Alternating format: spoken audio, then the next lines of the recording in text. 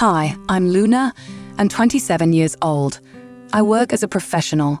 It feels like just yesterday, but 6 months ago, I got married to Mortal. We first met at a barbecue organized by a colleague under the sun. It was a gathering for female colleagues, and Mortal, who invited friends from his university days, was there. Looking back, it seems like that event was fate, where we would meet. I grew up in a household where my father, the breadwinner, ran the company strictly, so I learned the value of discipline from a young age. This continued until I finished high school, where I had a curfew.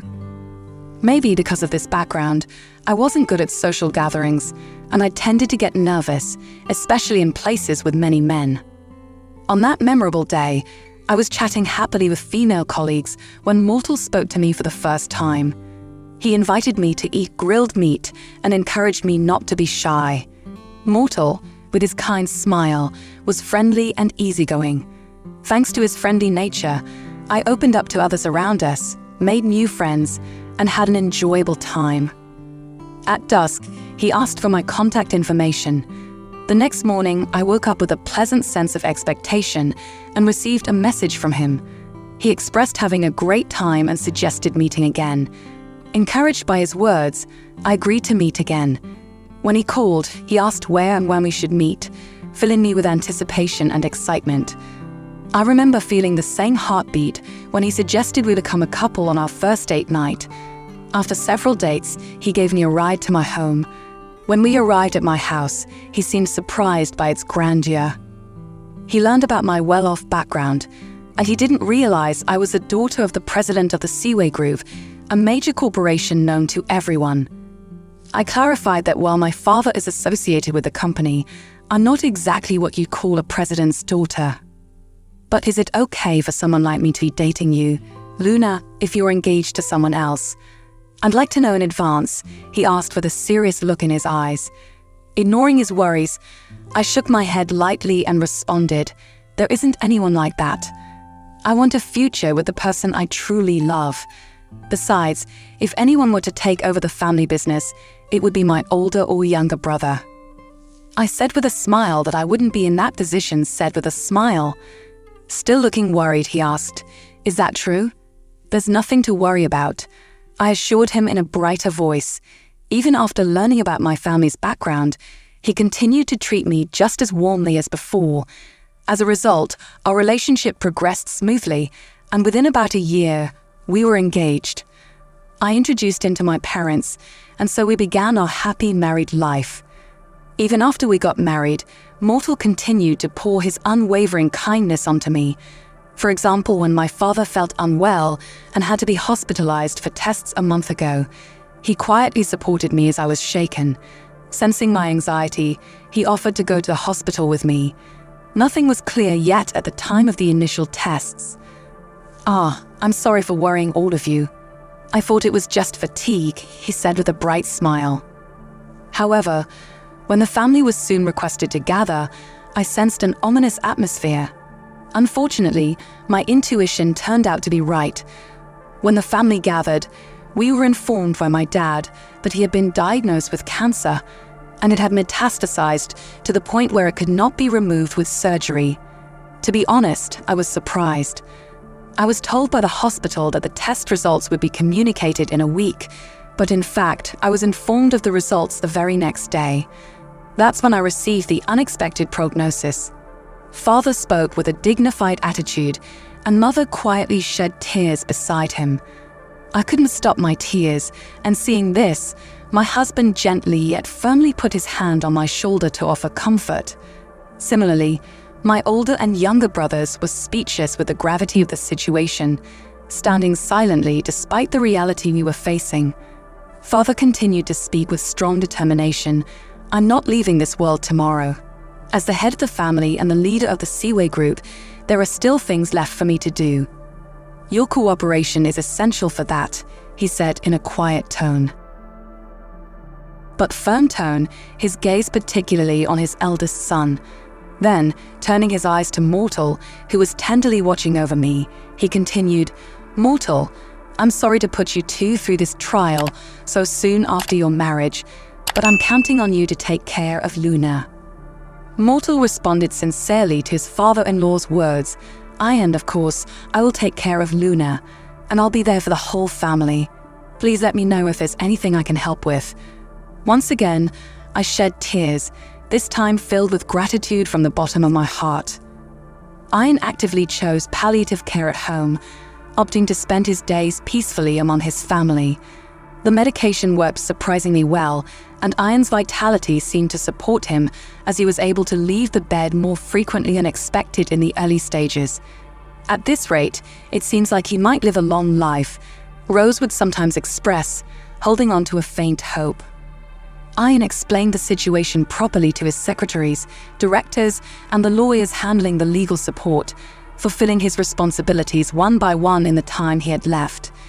In response to Ian's condition, the family each played their roles, filling the home with a sense of unity. Mom, as the pillar of the household, stayed constantly by Ian's side, offering loving support. Luna's brother, always mindful of the importance of family, built a new life for himself near his parents' home after marriage. On the other hand, her younger brother, still single and living at home, was actively involved in and supported their father's work. I also made a point to stop by my parents' house as often as possible. Every weekend without fail, I would visit my father, and my husband would spend that time with us. On the days I went to my parents' house, my husband would reassuringly tell me, "You don't need to cook dinner today." Then, one day, when I returned home from my parents' house after work, the house was already bathed in the warm light of my husband's return. As I entered the house, I heard his voice coming from the living room. He must be on an important call. Thinking this, I stepped into the living room, and yes, the condition was well. There's only a little time left. He's not in a situation to last much longer. Those words that suddenly reached my ears filled my chest with anxiety. What were you just talking about? What were you saying? My husband, surprised to see me enter the room, raised his voice and quickly ended the call. "Hi, you're home already," he said, trying to hide the conversation. "Yeah, I'm back. Who were you talking to on the phone just now? What was it about? Was it about Dad?" I asked, concerned. "No, it's not that. I was just talking to a friend about a game, the one who loves that game." With my voice trembling and tears in my eyes, you remember. Instead, I heard Mortal calmly but in detail explaining, "Oh, that friend is currently battling in a game competition.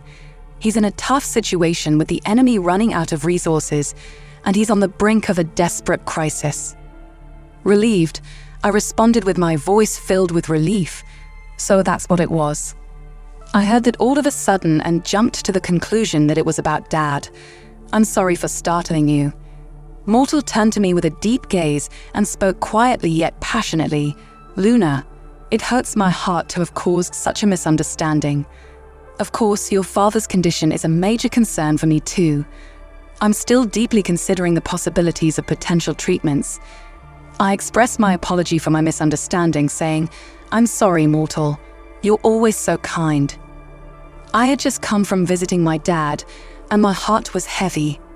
I'd even been losing my appetite lately. Mortal gently hugged my shoulder, offering words of comfort, saying, "I want you to forgive me for not being able to do anything while you're suffering like this. But being down all the time isn't good for you either. Why don't you lighten your heart and go out for tea with your friends once in a while? It might help to change your mood."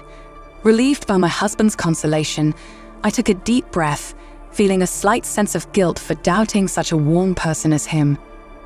Then, 1 month later, despite the earnest wishes of the entire family, Father peacefully embarked on his eternal journey.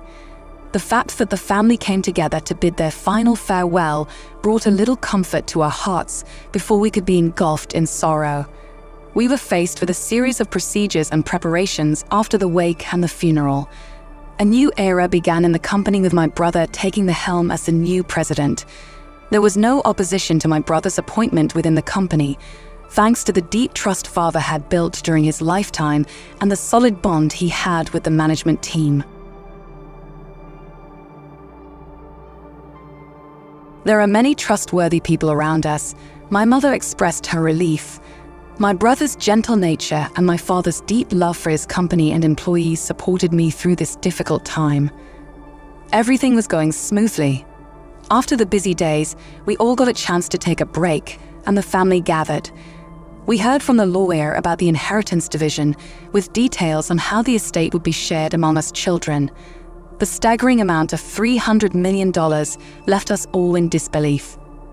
As we discussed matters like company stocks and real estate, we decided that the final details would be sorted out in the next meeting. The day's meeting left me mentally exhausted, and I headed home. Telling my husband about my fatigue, I mentioned lying down for a bit. In the bedroom, my husband shared his concerns about the unexpectedly large inheritance. Despite my initial shock, I expressed gratitude for having my father alive. Eventually, exhaustion took over, and I succumbed to sleep. Later, I woke up and found my husband talking excitedly on the phone in the living room. He confirmed the astonishing $300 million inheritance with someone and mentioned his mom wanting to visit. I agreed, hiding a growing doubt within me. Before my mother-in-law's visit, I decided to visit my parents. I reassured her that Mary always checked on her. "Rose, I'm more concerned about whether you're eating properly, Luna." Rose smiled gently. Mary, who was my sister-in-law, was a quiet but dependable woman. She had taken care of my father and supported both Mary and me during the funeral. I was grateful that my brother had such a wonderful life partner. "Yes, I'm fine," I replied with a smile, "but I came here because there's something I wanted to talk to you about." I explained my concerns about my husband to my mother. On Saturday, my mother-in-law Harpo visited my house. It was the first time we met since my father's funeral, where Harpo had expressed her condolences. "Luna, the passing of your father must have been very hard on you.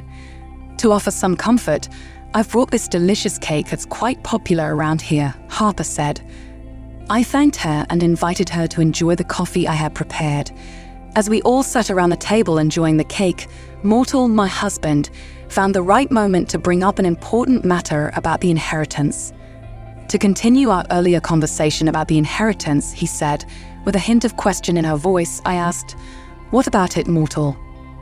Taking a deep breath and hesitating slightly, he said, "Well, I was wondering if you could transfer the $3 million of the inheritance into my mother's bank account."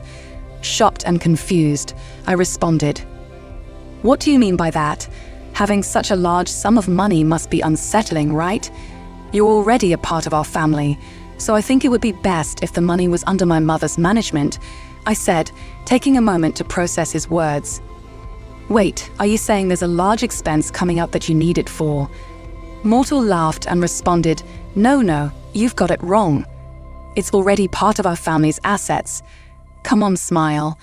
A shadow of anxiety crept into my heart, and my voice trembled slightly as I asked, "Mortal, it's painful to ask this question, but did you marry me to get your hands on my family's wealth?" Mortal laughed lightly, his expression one of ease as he responded, "Luna, why would you think something like that?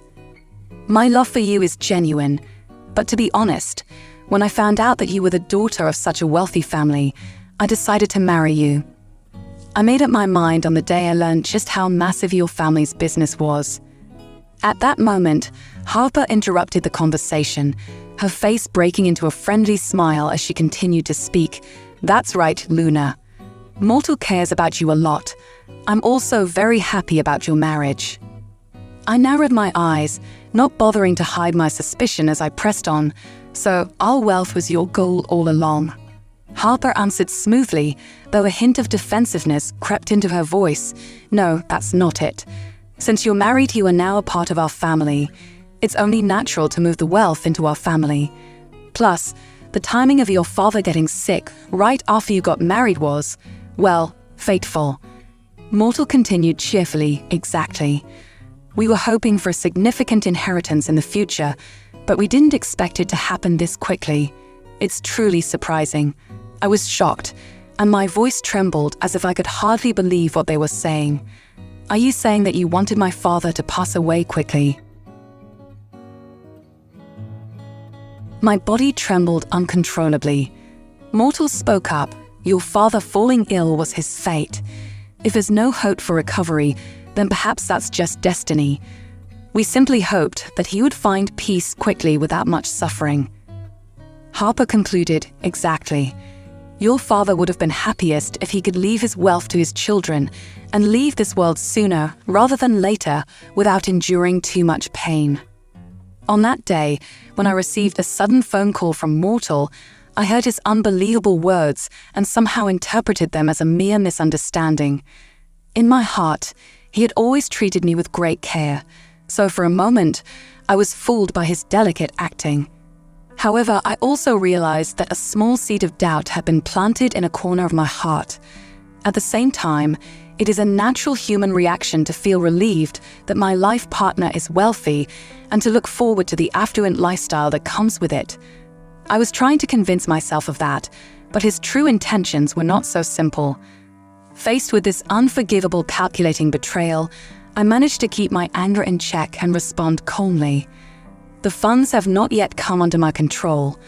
I have heard that it will take about another week for the inheritance to be transferred to my account." Mortal, unable to completely hide his surprise, responded, "Oh, is that so? I thought everything was already processed. It would be helpful if you could expedite the completion of the procedures." Harper also chimed in, siding with him, "That's right. But Luna, I'm glad you understand the situation. As soon as the money is in your hands, please give it to me and leave the rest to me." Mortal then smoothly continued speaking, "Exactly. My mom will give you the account number, so please transfer it as soon as possible." He tried to put his hand on my shoulder, but feeling hesitant to call him my husband in this situation, I gently brushed off his hand, suppressed my emotions, and slowly left the room. "Please come again next week," I said. The mother-in-law responded with a smile, understood, and she lightly answered and left for home. Later, when she visited again, the time had come to confront this shameless mother and son who seemed to be scheming to take the inheritance as if they were celebrating my father's death. As soon as they boldly sat down in the living room, crossing the threshold of the house, the mother-in-law immediately started talking. "Luna, has the inheritance been deposited? Is the transfer to my account completed? Tonight is a celebration. Sushi or barbecue? Which do you prefer? See, it's going to be $3 million. I'll treat you tonight for Mortal's sake as well." They were overjoyed, believing without a doubt that they would receive $3 million, so it was bound to happen. "Let me report to you then," I said with a calm smile. "The procedure to renounce the inheritance has been completed." The mother and son simultaneously showed expressions of astonishment at the unexpected news. "What? What did you say? You renounced the inheritance?" "Yes, I renounced it. Stop joking around. There's no way you would do such a foolish thing. Seriously, who in the world would foolishly give up $3 million for nothing?" Harper argued in disbelief. I began to speak in a calm tone, laying out the facts. Renouncing an inheritance is commonly chosen when debts exceed assets. Many people intentionally give up such properties to escape from serious financial burdens. Unable to believe what she was hearing, Harper's voice was filled with anger. Breaking the brief silence, I continued to speak quietly yet with undeniable persuasiveness. "You might find it surprising, but it's not so rare for a self-employed heir to use renunciation to pass on their property to a specific heir, wishing for a more stable business operation and a long-term continuation of the business." Mortal and Harper showed expressions as if they could not understand my words at all. My words must have sounded like a foreign language to them, lacking in planning and consideration for others. Yes, my brother unexpectedly decided to take over my father's business earlier than anticipated. As his sister, I intend to support him with all my might, I declared quietly yet firmly. However, Mortal, not convinced, argued back in a flustered manner, unable to hide his disarray. "But I just can't comprehend the idea of passing on the inheritance. You must be mistaken. You're just being used by your brother and his wife." Agreeing with her son's words, Harper added, "Exactly. That must be the case. That wife of his is nothing but a gold digger." In response to their reactions, I asserted myself without losing my composure. Please do not associate me with you two. I have no interest in squabbling over property like you do, I stated firmly in a calm tone. I quietly communicated my decision. I made this decision entirely by myself. My brother, as well as his wife, repeatedly told me that there was no need to renounce the inheritance. She is truly a wonderful woman who I deeply respect. Unable to hide her tension, Harper hastily put her words together. If they said you didn't have to renounce the inheritance, then maybe you should think it over again. Even if you've already decided, there's always room to reconsider. However, I responded with a steadfast attitude. It's too late now. All the procedures have already been completed, so no inheritance will come to me at all. Amidst the tense atmosphere, Mortal spoke, stumbling over his words. That's just completely unexpected. I spoke with calmness. I have no intention of handing over even a single penny from my hands to people like you who seek to turn a family tragedy into financial gain within the family I married into. Next to her shocked husband, the mother-in-law also displayed a stunned expression. However, Harper quickly recovered and with a surge of energy, lifted her head and said, "This is unbelievable. If the inheritance isn't coming to us, Mortal, we should consider getting a divorce. Let's demand alimony." Caught off guard by her outrageous suggestion, I couldn't help but raise my voice in response. Harper firmly declared, "I'm just stating the obvious. Mortal is not responsible at all. We cannot accept being unilaterally disinherited like this.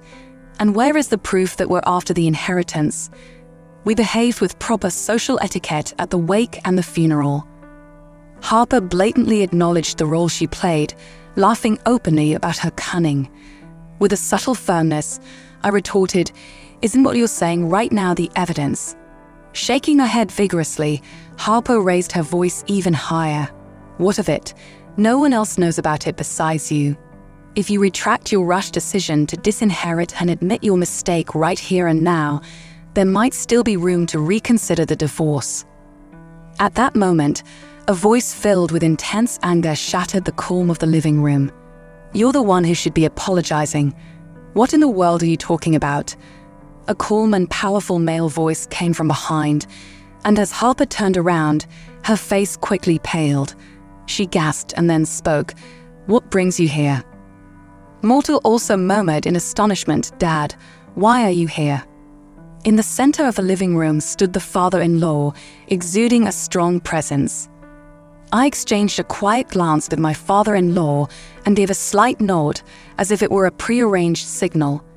"You've always been flashy and good at showing off in everything. I remember how proud you were when Mortal married Luna, but I never imagined you would be this selfish, not until I saw it with my own eyes. Mortal, you are also responsible for this." The father-in-law's face was covered in deep sorrow. "What are you saying?" Both the mother-in-law and my husband were wide-eyed, glancing around in surprise and confusion, unable to find the words to speak. Lucas spoke even louder, making himself heard. "It was just last week that you made that rude demand for a share of the inheritance to Luna. I've heard the whole story loud and clear." Harper's eyes widened in shock, and she exclaimed in astonishment, "What are you talking about?" At that moment, Lucas spoke in a quiet yet resolute tone.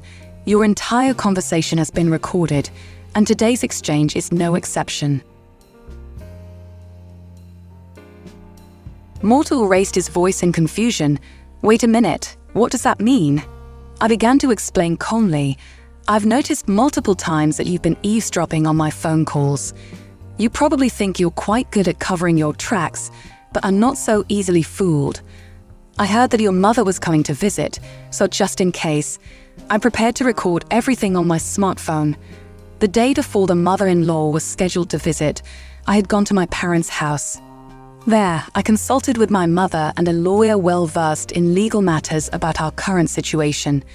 Initially shocked, my mother eventually offered her help, and with their support, I decided to proceed with the renunciation of the inheritance. I plan to start the process as soon as Monday arrives. I had also contacted my father-in-law, Lucas, who had been busy with chess and golf, and he couldn't hide his dismay at the unexpected behavior of his son and wife. He sincerely apologized numerous times. Lucas reiterated, "I can't be with someone like you any longer." Harper, in a state of panic, attempted to object. With a pained expression, Lucas continued, "Mr. Alexander was the CEO of a major corporation, respected and adored by many for his humility and personality. I was happy to accept him as a family member and as a dear friend. However, now I feel utterly ashamed and sorry for all that has happened. I don't know how to apologize enough." While saying this, Lucas showed his respect and apology to me. In the heavy atmosphere, he spoke to me in a calm yet firm voice, "Luna, I am deeply sorry for the great trouble I've caused you. If you are considering divorce, I will proceed with the arrangements without delay, and I am prepared to pay alimony as well." Mortal, bewildered by his father's sudden declaration, stammered, "Dad, but..." Lucas sternly reprimanded Mortal, "Keep quiet. You have no right to speak anymore after such disgraceful and pathetic behavior. Are you ready to expose your foolish actions to your colleagues and relatives?" Mortal froze on the spot, speechless and astonished. As if he had seen through everything, the father-in-law resolved the situation.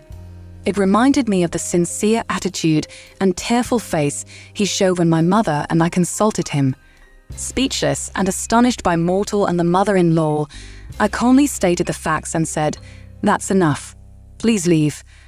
1 month later, the divorce between Mortal and me was finalized. The story spread through colleagues who had been the catalyst for our relationship, and people around Mortal gradually distanced themselves from him. I heard he was eventually transferred to a remote branch at work. Around that time, Mortal's parents also chose to part ways. His mother, fond of lavish living, had recklessly squandered his father's assets for her desires. Consequently, she was laden with debt and faced with no choice but to divorce as she couldn't repay it. She hadn't worked at all, so there seemed to be no way out of this situation. She didn't even have the strength to propose, "Let's not divorce. I will work part-time and repay the debt." Her lack of attempt to mend things with John's father clearly showed her true character. However, it was no longer my problem. Later on, Mortal's father paid a visit to our family home once again, expressing his sincere apologies. He had one request: to be allowed to visit my late father's grave at least on the anniversary of his death. Touched by his genuine attitude, both my mother and I wholeheartedly agreed. The inheritance I had forsaken was decided to be effectively used for the company's cash flow. Regarding this, my mother, brother, and even my younger brother suggested that I should take a portion of the inheritance or reconsider the distribution method. However, I could only respond with a heartfelt smile to their warm feelings. Knowing that my family is so supportive is enough to fill my heart with fulfillment. Dad, I truly feel from the bottom of my heart that my decision was not wrong. Having ended my cohabitation with Mortal and returned to my cherished family home, talking quietly to my father's portrait has become my daily routine. His photo always has a warm smile, soothing my heart and sometimes bringing tears of gratitude to my eyes. I hope you guys enjoy our video. To watch more interesting stories, hit that subscribe button. Thank you.